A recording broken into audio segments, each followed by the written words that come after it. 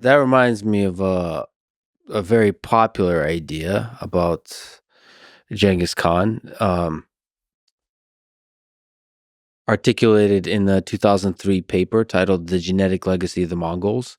So that paper has a finding that estimates that 0.5% of the world's male population is direct descendants of Genghis Khan. I've heard you kind of be a little bit skeptical of this paper, but I actually really like its findings. I talked to a good friend of mine, Manolis Kellis, who's a biologist, computational biologist and geneticist, and he likes the paper as well. I find it really convincing, but I think your skepticism has to do not necessarily with the paper's contents, but more the implication that it speaks to, like, the thing that maybe the people who think of Genghis Khan as a brutal barbarian assume that the reason it's 0.5% of the population is because of some institutionalized mass rape conducted by Genghis Khan. But to me, and we actually spoke about this, you can't get those kinds of numbers with rape. If you want for the empire to propagate the gene, if you were a person that wanted to propagate the genes, you would make sure that all the lands you conquer are stable, flourishing, and happy. And so, actually, what this is much better explained in the paper. It indicates this is better explained by it was of high value, like social status value, to be associated with the lineage of Genghis Khan. And so that means that for many generations, people loved the great Khan, Yes. the Genghis Khan.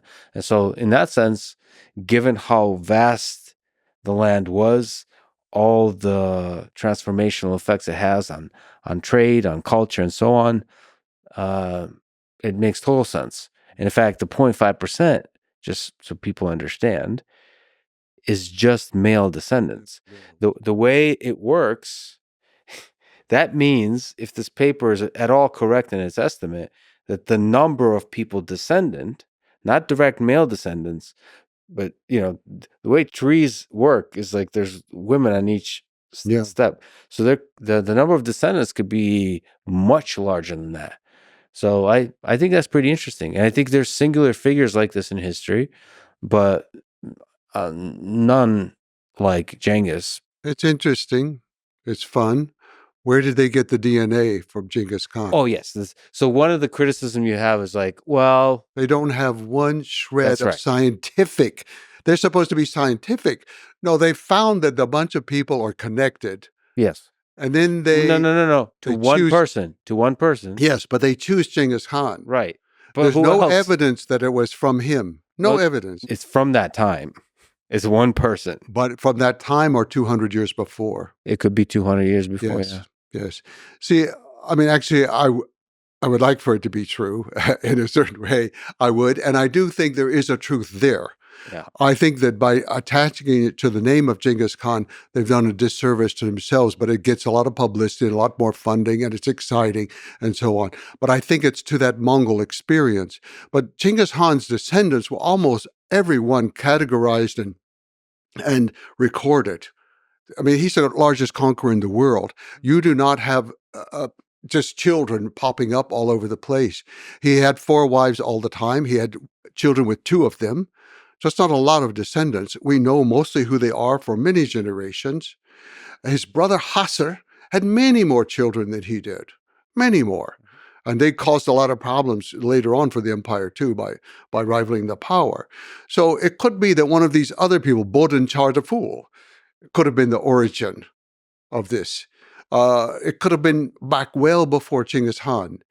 I just don't believe. And in Mongolia today, we have nobody who claims descent from Genghis Khan. Well, claims is a different thing than biology, right? So Yes.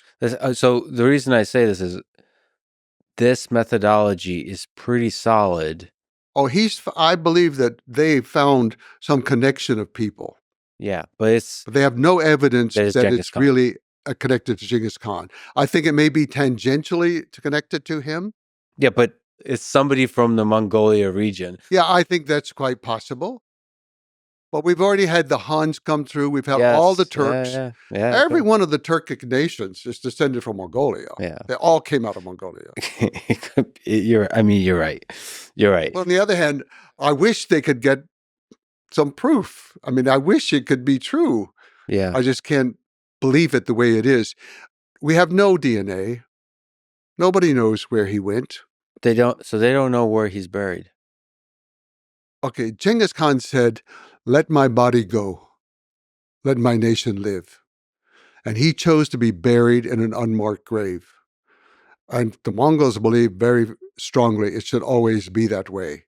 Most of the Khans who followed him were also buried in a similar way. The Chinese emperors, are buried in very elaborate tombs, but not the Yuan dynasty. Mm-hmm. No.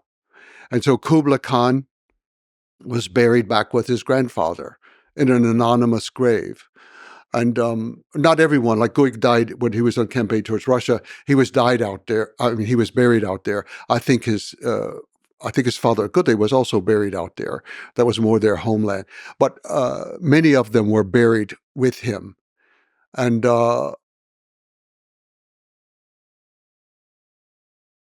it's known and not known at the same time. It's officially you should not know it. You cannot know it. It should never be disturbed. He should never be disturbed. We're not going to have a tour group coming in. But you're saying like the people of Mongolia, they have a sense. They believe he's in a certain place, yes. And they believe they know where the place is, but it's sacred. You can do nothing. Just leave it as it is. That's no roads, no buildings, no killing of animals, no chopping of trees, nothing can be done. It's a holy land dedicated to him and his family. It's pretty amazing. Unmarked grave. Yes. For the greatest conqueror in the history of humanity. Yeah. For good and for bad, one of the most impactful humans in history. Yes. I believe in his thing about let my nation live, let my body go, let my nation. And I say to people, they ask me, what did he look like? And I say, well, that portrait was painted 50 years later by somebody who never saw him. And actually, if you look at the portrait of Kublai Khan and Genghis Khan, they look alike, except one's old and one's younger. And I think that's because Kublai was trying to establish his legitimacy as a real Mongol, that they looked alike, but his grandfather said he didn't. And then Ukode Han and Mong Khan looked different. They looked different. So there was nothing. But I say, if you want to see the face of Genghis Khan, walk in any gear in Mongolia, the first child you see, that's the face of Genghis Khan. It's his nation. He created that nation. That's his face. Does that make you sad that there's no, from his time capturing of his image, that he really made himself sort of disappear into the land? Does that make you sad? No, not at all. No, because he's everywhere. When you have these clans that are still operating in Afghanistan and the Russians are still using the YAM system, there are many aspects of him that are out there in the world. And I think I find personally inspiration the same way that Thomas Jefferson did. Mm-hmm. He found so much inspiration in the life of Genghis Khan and the books of Genghis Khan that you can still read. He bought so many copies and gave to the Library of Congress, to the Library of Virginia, the University of Virginia, and to his granddaughter. These ideas live on, and we still have not fulfilled them. We do not have religious freedom. We do not have the protections for women. We do not have the protections for envoys and ambassadors. The ideas live on, and the rulers do not live as the common people. To eat the same food, wear the same clothes, sleep in the same, not a bed in his case, but sleep in the same situation and simple home. No. I have tremendous respect for leaders that live just as the people who they lead. Yes. It's, mostly not done. But when it is, I have just infinite respect for that. That is the way.